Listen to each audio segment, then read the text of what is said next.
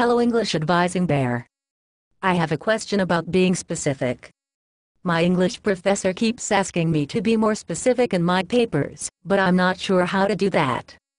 Can I read you what I wrote? Yes. Read me what you wrote, and then I will tell you how to make it more specific. I wrote, the words in this poem are evocative of feelings.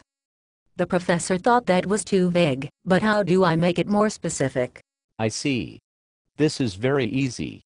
You need to insert the word specific into the sentence. Listen to how much more specific the sentence is when I say it. The specific words in this poem are evocative of specific feelings.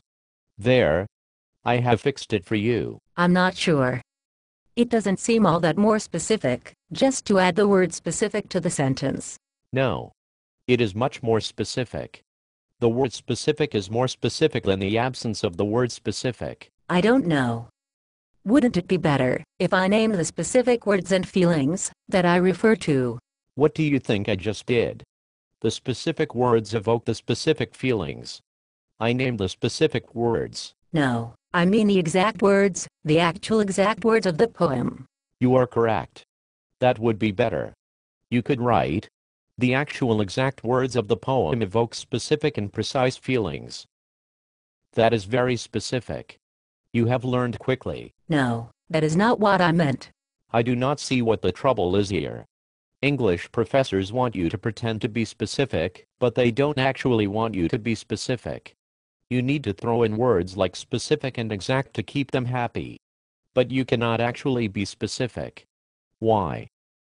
Because if you were 100% specific, you would be writing exactly the same words that are in the poem.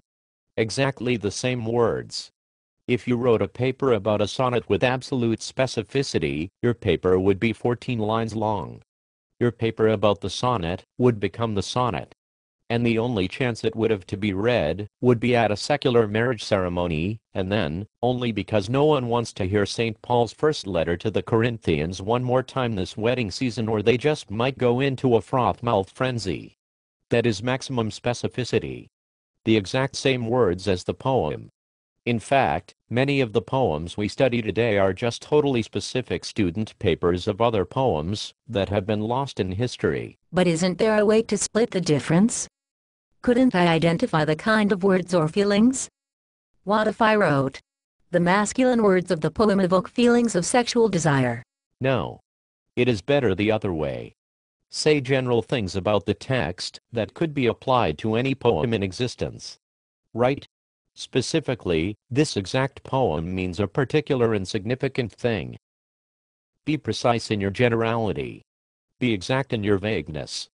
Make fine distinctions, but do not tell anyone what the distinctions are between. Narrow your focus by widening it. Distinguish nothing. Include everything. To do otherwise is elitist and un-American.